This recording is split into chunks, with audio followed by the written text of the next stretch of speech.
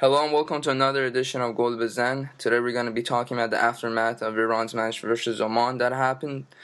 Oman is currently with Iran leveled on 8 points in Group D, with Guam sitting in third place. And today we're joined by Babak Goldriz and C9 Summon, two regular panelists that you've heard throughout the show. How you guys doing today? Great, Pasha. Great to speak to you guys. Yeah. Good, guys. Good to be here again. Yeah. So before I want to jump into the game, I want to get your thoughts on the starting 11. It seems to me that, he doesn't change much. Carlos Queiroz doesn't change much in lineup. And before even we started the match, we could have all guessed maybe 9 out of 11 of those players. The first question I have watching this match and seeing how atrocious we were, do you think it's time for him that he's becoming too predictable of what he's doing? Or is it just the idea that he needs to bring some new players in to just switch up the lineup, bring new tactics in? Because we were pretty dull. And it seemed like Oman already knew what we were doing. What are your thoughts on the lineup, Babak? I'm not sure about the predictability part because there's a couple of new players on the team. Taremi is broken through in the last few months. And then you have Omid Ebrahimi, who's also established himself as Nekunam's heir, let's say, at least in the short term. Ghafouri was new in the last few months as well, and then you have Amiri, who seems to be the favorite choice on the left side. So in terms of lineup, he is not afraid to make changes, but in terms of the dynamic in this game, I felt that as much as we were poor, I think Oman caught us off guard. And we didn't expect the start they had. They were really out. They came out of the blocks firing in the first 15 minutes, and they had us on the back foot. They could have easily gone ahead right in the first couple of minutes. And I don't know. It's not as much tactics, but it could have caught us off guard. The night I was at the stadium, and it was very humid, far more than usual. And the weather may not have helped, but it shouldn't be an excuse either. So I think it's a number of factors, but lineup-wise, we've been introducing players recently. Torabi came on as well, so Kaverezai came on, so it's not that he's not freshening the lineups. Sina? I kind of disagree with Babak. I think there is an element of predictability to the team. After the draw we had against Turkmenistan in our first game, one of the first things Queiroz moaned about was lack of experience in the team. So I'm not surprised that he keeps coming with the same 11 in every game. Of course, as Babak mentioned, Taremi is probably the only one who's broken the team, whereas Ebrahimi, I think he was more or less a forced change after Nekunam's retirement, and with no other options available in terms of a deep playmaker as such. He only leaves Ebrahimi for that spot in the team. So, yeah, I think I personally want to see a lot more young players involved. I don't mind drawing against Oman or Turkmenistan or teams like this, as long as some of our younger players are getting involved. Of course, Kaverezai came on as well, but the last 4 or 5 minutes, I don't think we're going to make much of a difference. So, yeah, I thought tactically, again, we were similar. Purali Ganji, for me, should have started the game in that back four. I think after his performances in the Asian Cup and the friendlies we played in March as well, I think it was time for him to start regularly in the team and really be a part of this World Cup qualifiers, because I think if we are to qualify for the 2018 World Cup, we wouldn't be starting with Montazeri and Hosseini. So Purali Ganji will definitely have to be there, so I don't see why he shouldn't be starting these games alongside one of the two. But for the rest of the team, I thought, again, maybe it was our strongest team, but I thought I was certainly really disappointed with the performance individually and collectively as well. You know, one of the weak spots that they exploited definitely was something that Bobek and yourself would keep talking about. It was Ghafouri's, on the right hand side. As we know, he's a really prolific, right back as opposed to he's a really attacking threat, but he gets caught out too easily, and he wasn't up to his game. My question to you guys is, do you guys think that, is it time for honesty for him to switch it up and bring honesty Rezayan, for example, in the right back spot instead of always being Khosrow Haidari or Ghafouri? And because, as we all saw, as soon as he was exploited, it just hurt the defensive line with Montazeri, Hosseini, and Ehsan Safi. Do you think it's reliable these days to even put sometimes maybe Pejman Montazeri as a right back, as we saw in Brazil, with Mortez and Jalal Hosseini in center back and left back Ehsan Safi? What are your thoughts on this? Because it seems like now that's been a weak spot that's been exploited. I'm going to come off to you again, Sina. Yeah, I mean, to be honest, as a country, we have a tendency to produce attacking fullbacks, and Ghafouri certainly fits into that category. Rezayan, for me, is very similar as well. I'm not sure about his defensive abilities. But, Ghafouri had a poor game, but I thought he was helped by the fact that the player who was playing on the right, whether that was Taremi or Dejaga, didn't really help him in the game in their defensive duties. I thought at times he was outnumbered defensively. He had too many players to deal with, and sometimes he did make the wrong decision. But for me, Ghafouri is still the best right back that we have. So in that sense, I wouldn't really change anything. Rezayan is a great player. He's absolutely fantastic. But again, he's not a defensive-minded fullback. And I think that is one of the reasons why Montazeri did play right back for us in the World Cup, was because we don't usually produce defensive-minded fullbacks, and someone like Pouladi is very rare. Someone who's more responsible as a defender than an attacking left back or a fullback in general. Ballback? I think that both fullback positions are a problem for us, but for different reasons. Haj Safi is not a left back for me, and even if you could give him cover on the left wing, I think he's going to suffer against better wingers. But on the right side, Ghafouri, I think he's far more able to play on that side. The problem that we had on Thursday night was that Dejaga, who looked like he was starting on the right wing, and Taremi, who may have been as well, because I had a discussion with Sina earlier. He was thinking it's Taremi. During the game, I saw Dejaga who was closer to the wing, and they didn't seem to know what they're doing. Ashkan looks very unfit. He looked up for the game, but physically he looks way below his optimum peak condition. And Taremi, I didn't even see him making anything of note until that late tackle in the second half. So I really don't think Ghafouri had support. However, regardless of that, he was diving in at times, maybe out of the fact that he had to make a last-ditch tackle, and he was outnumbered 2-1. And most of their attacks for Oman were coming down the right side, and they seemed to have pinpointed it from the beginning. It was one of their major, let's say, strategies throughout the match, and we didn't have a response for that. 10 minutes before halftime, I saw poor Ali Ganji warming up. I was certain he's going to come on at halftime, probably in the place of Ghafouri, and push Montazeri to the right, but he never did, surprisingly, and it continued in the second half to a lesser extent. So I think both fullback positions, like Sina said, we're producing attacking fullbacks, and I think it's a tactical issue on the right side, but more of a personnel issue on the left side, and we're going to have this dilemma going forward into the next round. The next stopping point. Sorry, Pastor, just go ahead. Make a point what Bobak said about Haj Safi, which I 100% agree with. But it comes back to the thing that I said earlier, which is I want to see more players getting involved. I'd rather see a young left back getting a chance and starting the game in one of these big games rather than coming off the bench. Haj Safi out of our position. So I think for these positions that we don't have anyone basically pinning it down. I think Cairo should give several players a chance to see how they play in the national team. I mean, one of the Mohammadi brothers is a left back, and he has played for the national team before. I think he made his debut against Uzbekistan.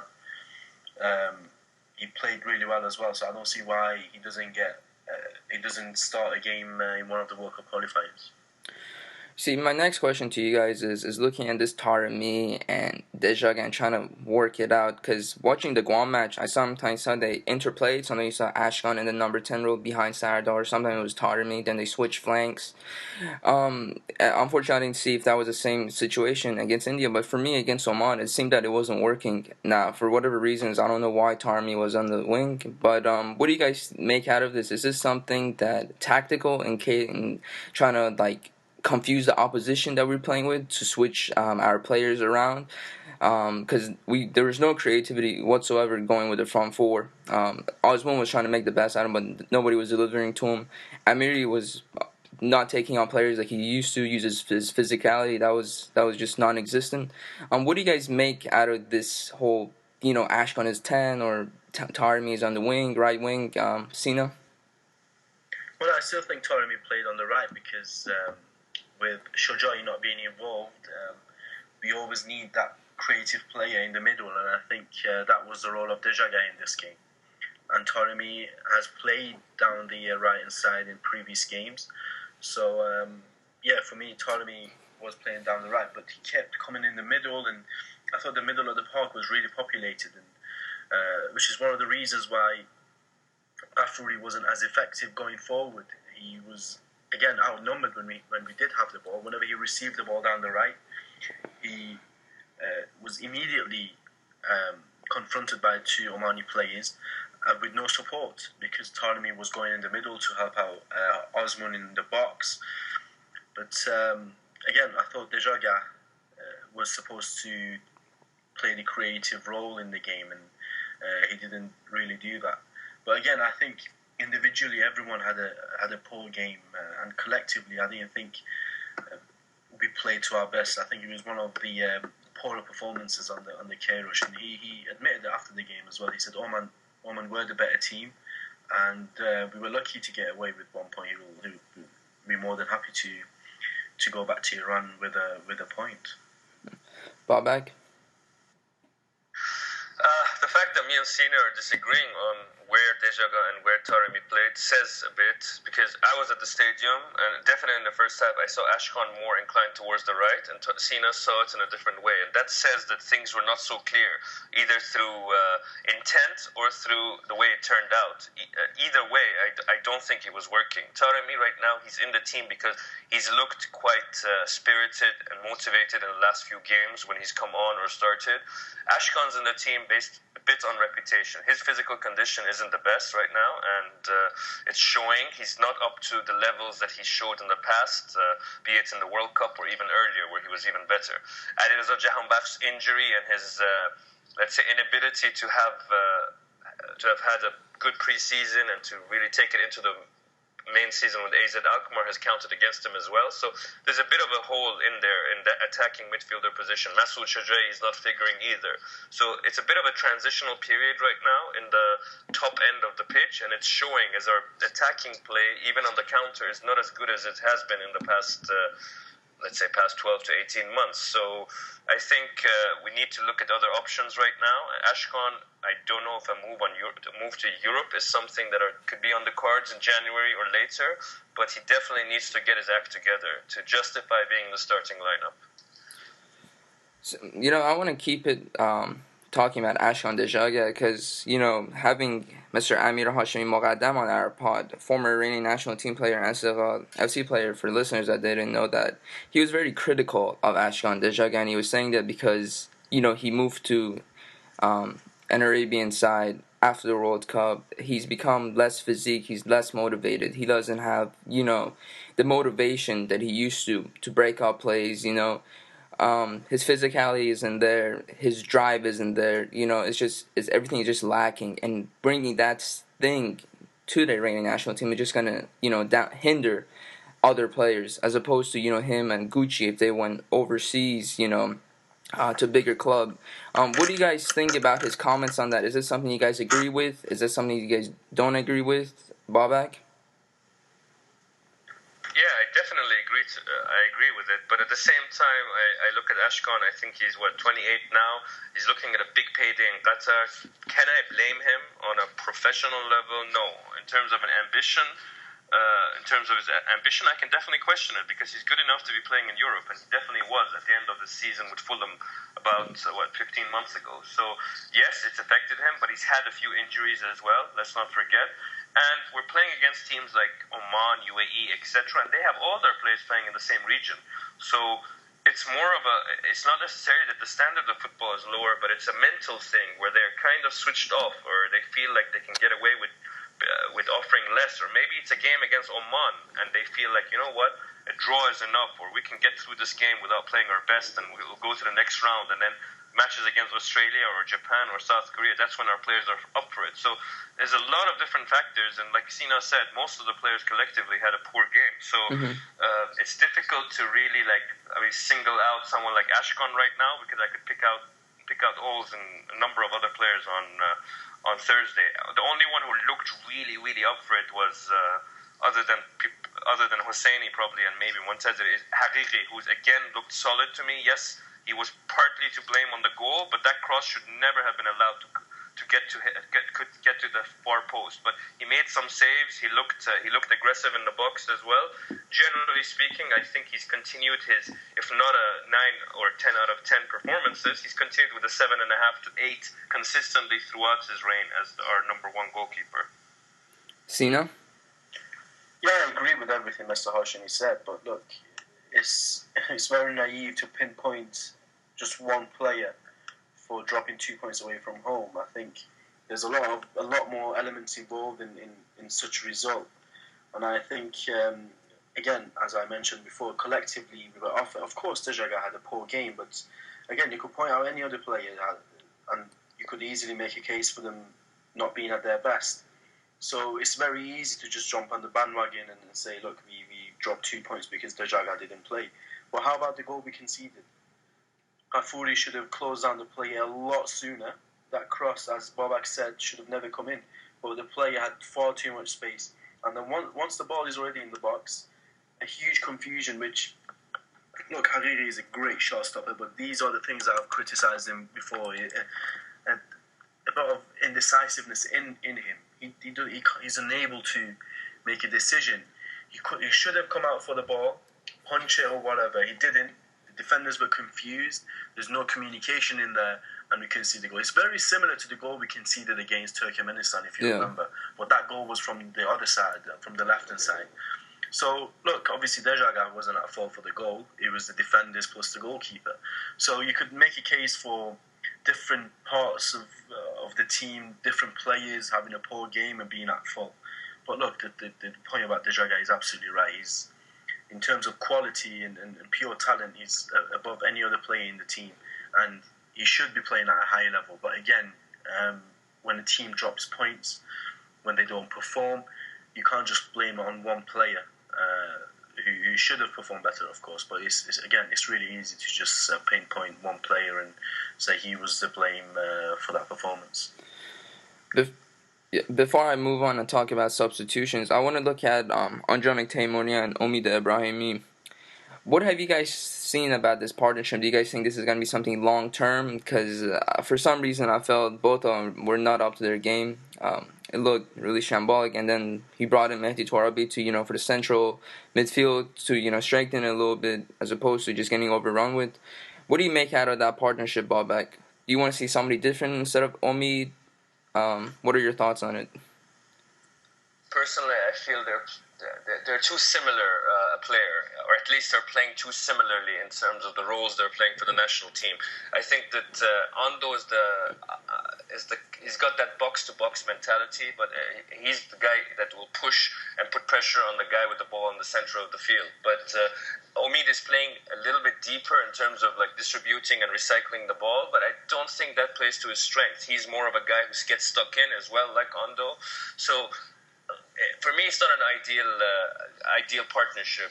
Again, I can't really pinpoint that as the reason that we were outplayed, but I would have liked to see Saeed Ezatolahi playing a little bit more and getting experience in games, I guess, like this. I know he's not playing for Rostov right now, but it's this sort of game where he could play deep. He has space to distribute the ball, recycle the ball, get some experience in different stadiums. We can all accept that I think we should be qualifying from this group as first place team, and the real challenge begins in the next round. So we've got another 4 games, 3 of which are home. I would like to see Ezatollah playing, and probably he's got the technique. He's definitely got more technique than either Ando or Ibrahimi in terms of his vision, in terms of picking out the ball. I know he's young, but I would like to see him being given another chance in that position in the near future. Sina? Yeah, listen. Ibrahimi is a player who has been performing fantastically well for SL in the Iranian domestic league. But I think one of the reasons why he's not producing those kind of performances for Team Melli is because his movement is limited due to the position that he's playing. He's got a lot more defensive duties in Iran than he does for SLL, and that's why I don't think his creativity is really shining through. Look, he's a playmaker. You know, to put it as simple as possible. He's a player who he scores goals, but he's a passer of the ball. But again, even with that, I've not really seen it in Iran. And as Babak said, it's the combination of the two that isn't really working. And with Andranik, Andranik is a player who plays with his stamina. He's a runner. He makes the opposition hurry. But he's hitting 33, 32, 33 now. So he's getting into that age where obviously he doesn't have the legs that he used to maybe 4 or 5 years ago. So I think this entire formation tactic that Queiroz also plays on Andranik. It also all depends on how Andranik plays. And I think that's a huge risk, because once Andranik starts to, lose his legs and not perform as well as he used to, then I think Queiroz's tactics will fall apart. Because that's how I've seen in the last few years. I think his entire strategy depends on Andranik. So yeah, as Babak said, I think Ezatollah needs to be given a chance. But also, if you just look through the squad, how many central midfielders are there apart from Andranik and Ibrahimi? It's only Ezatollah and maybe Shojai. The rest are either wingers or strikers. So he's not really been taking any central midfielders with him. Ali Karimi was involved in the last squad, but he didn't really get a chance. I'd like to see him in there because he's naturally a defensive midfielder. Mm-hmm. He's a player who sits very deep, opens the game up, he controls the game from a deep position. So maybe he's an option. But again, these players have not really been given a chance. So as Babak said, look, at this stage of the World Cup qualifiers, we will qualify without an issue. But in order not to hit any problems in the bigger games in the next stage, we need to start testing some players, testing new tactics in these 4 games, and come up with a winning formula that can help us for the next 2 or 3 years. Because look, this team that we have right now, there's no way this exact team will be starting in 2018. Yeah. So we need to give younger players more of a chance and try new things. Now let's talk about the substitution. Sorry, Pasha. Go ahead. I'd just like to say something. I mean, personally, I'm of the opinion that we need to move away from 4-2-3-1. We don't have a natural number 10 right now. We need to move towards a 4-3-3 where we have 3 central midfielders. It'll compensate for Ando's age, and then it gives someone like Ibrahimi a position to play in a little bit more advanced, where Sina says he can be more effective, and then it allows more of a competition between players like Dejaga, Taremi, Amiri for those two spots on the wings, because I feel like Ehsan Haisafi should be considered as one of the central midfielder one of the 3 in a triangle.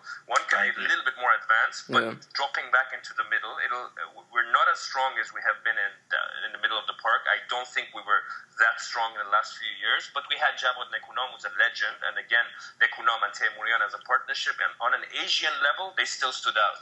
But right now, we're a little bit lost there, and we're outnumbered, so it would allow us to turn the problem into a potential solution by changing from a number 10 and getting a deeper player in a triangle in the middle.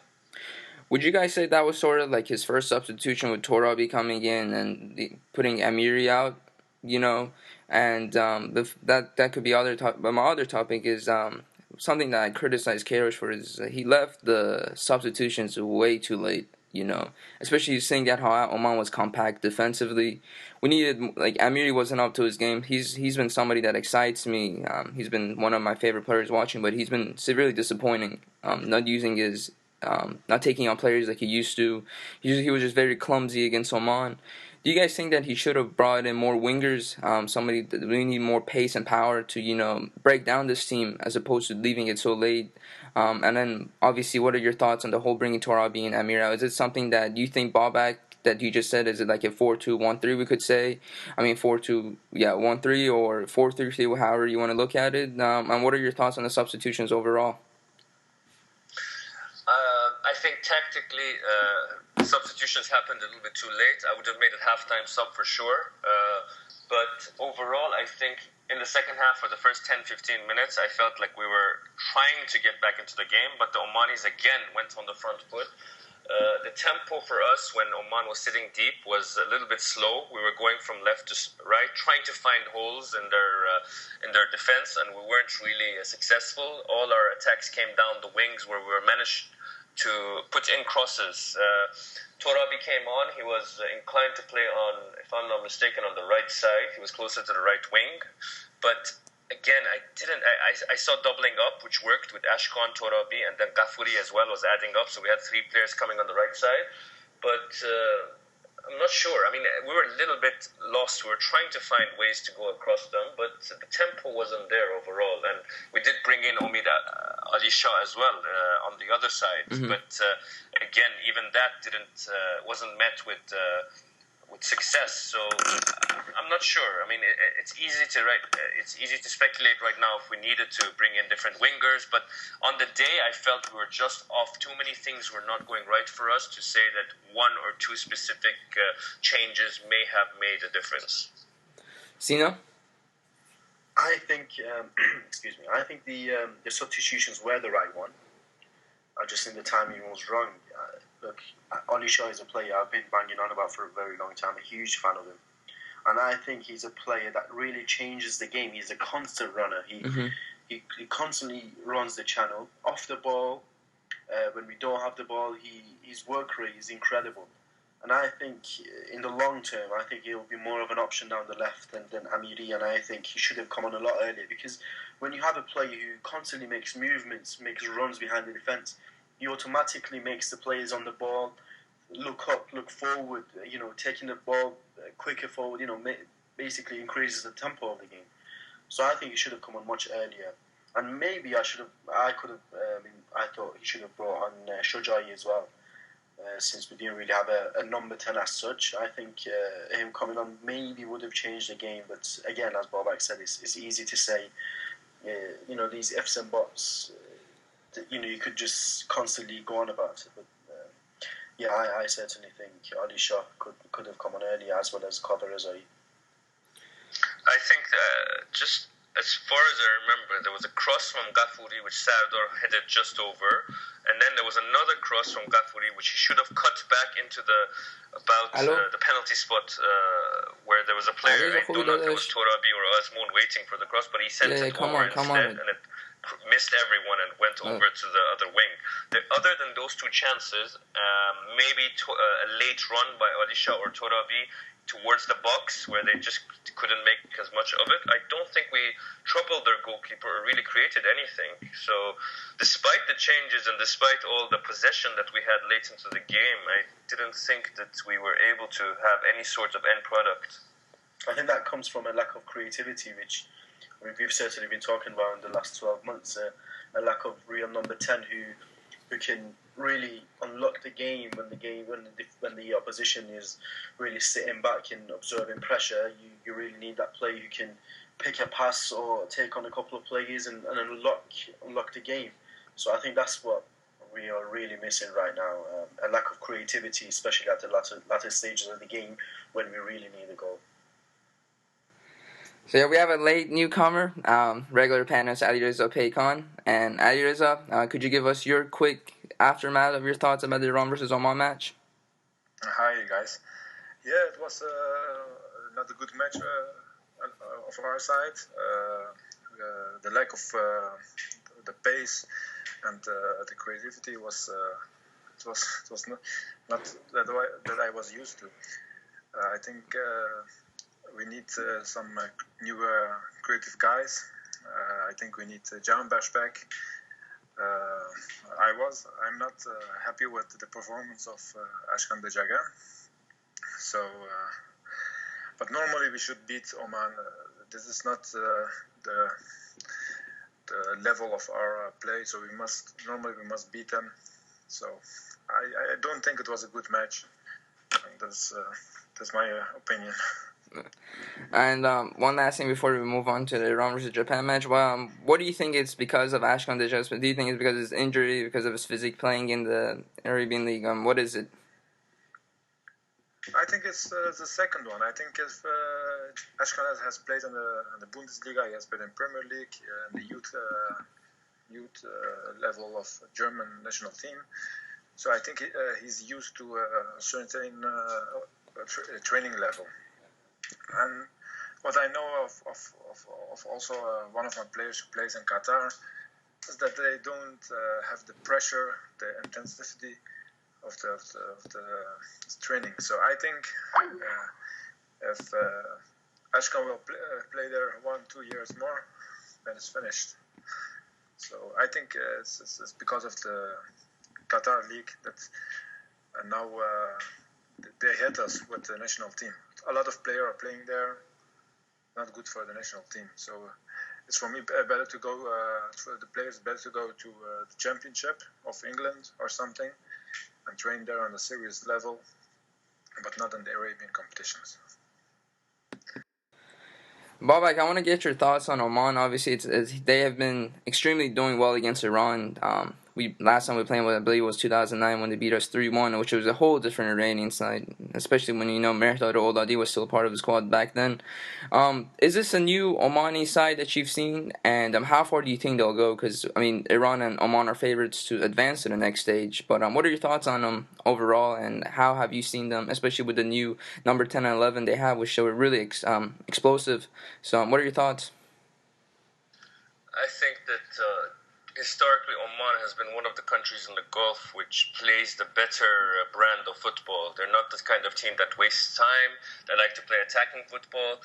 They don't have much resources or facilities, which is contrary to many of the other countries like the UAE, Qatar, Saudi Arabia, Kuwait. They don't have real good training facilities. Most of the players were brought up playing beach football. So they have a very good high-tempo style of game. They've got one of the best managers in the in the whole of Asian football, Paul Le Guen. He's been there for a long time. A lot of their let's say star players are way past their best or don't play for the national team anymore. Ali El-Habsi in goal, he's way past his best, but and he wasn't even tested against us, but he's still there because he's got the biggest personality. Imad El-Hosni is their number, I think 20 he was wearing. He played about 60-something minutes before he went off injured. He's past his best, but at his peak, he was good enough to get into our starting lineup, in my opinion. Injuries have really hit him. They had a number 10 previously, Fawzi Bashir, but he's retired from the national team. So they had a lot of new players playing, which I hadn't really seen before.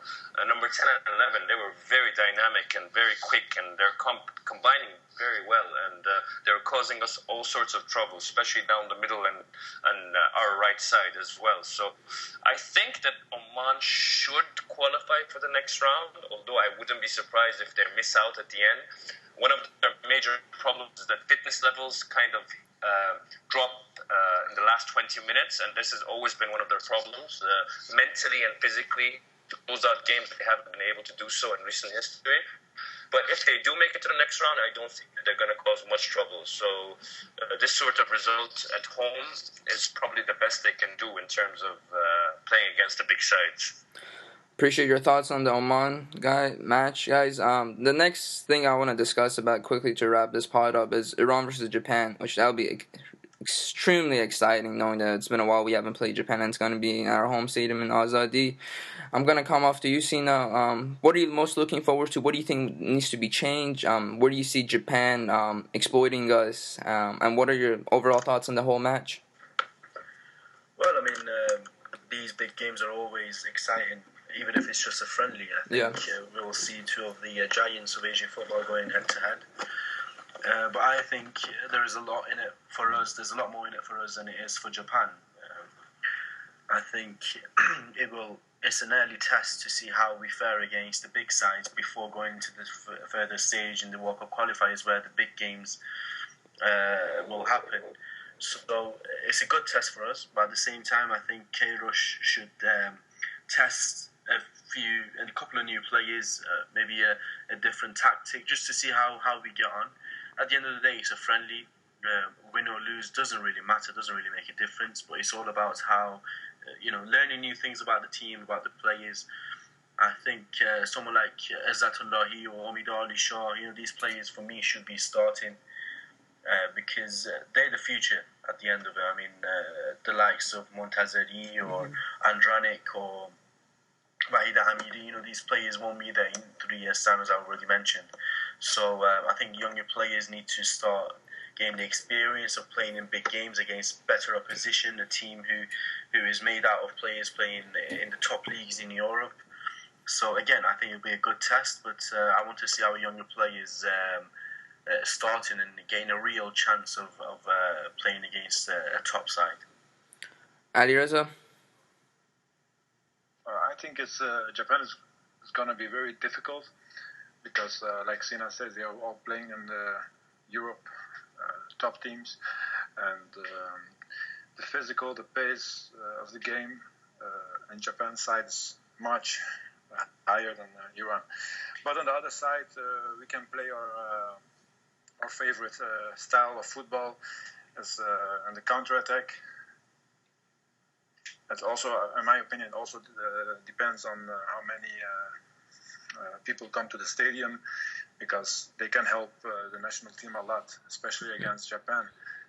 And I think if we can counter-attack, we can maximum take a draw on the game if Japan takes the match seriously, because I don't think we are strong enough, stable enough to win of this big team. Interesting. Babak? I think both guys make good points. Ali Reza's point was something I was going to say, that playing against Japan allows us to play our favorite or natural type of football, which is counter-attacking football. Sina wants to see some new players, so would I. I would like to see a few changes, whilst at the same time keeping a few of these players, like Sardar Azmoun should definitely be playing. I would like to see Ebrahimi at this level to see if he can actually hack it against a team like Japan. Safi, I would prefer to see him in midfield, but it would be a good test to see him left back against the Japanese winger. I would like to see Izzatullahi. I would like to see a few changes. Someone like Ashkan, I'm not sure if he's justified starting right now. But at the same time, I think it's very possible that we can get a result against Japan. On our day, on one occasion, we can beat any side in Asia. That doesn't mean we're better than them. I genuinely believe that we are possibly the third, if not fourth strongest team in Asia, despite the rankings. Because the rankings for me are a bit misleading. If we play Japan 10 times, I'm pretty sure that they're going to beat us at least 5, if not 6 times. But on our day, we can beat them. It doesn't mean much. That day needs to come at the right moment. So it could happen. It could happen in the Azadi Stadium. But the result is the last thing that I'm really interested in. I would like to see how we handle the pressure and what kind of tactics he puts out, how the young players, fit in and perform in a game like this. So a lot of questions to be answered. Japan had a lot of reporters and scouts at the game between Iran and Oman. So they are doing what is necessary. Do we do the same thing when it comes to playing opposition? I'm not so sure. So this preparation is going to count down the line, a year down the line, when the second round of the World Cup qualifiers gets into full swing. Yeah. Well, I appreciate you guys coming on for giving your thoughts and opinions. Once again, whoever's listening to this, please subscribe to us on iTunes. Ayers of Paycon doesn't have Twitter, but his information is on the iTunes bio. You can find Bob at Godries on Twitter. His information is on there. And for Sina, once again, thank you guys for coming on, and it was always a great pleasure speaking to you guys about the reigning national team. It's been a pleasure, guys. Thank you, guys. Thank you, Pasha.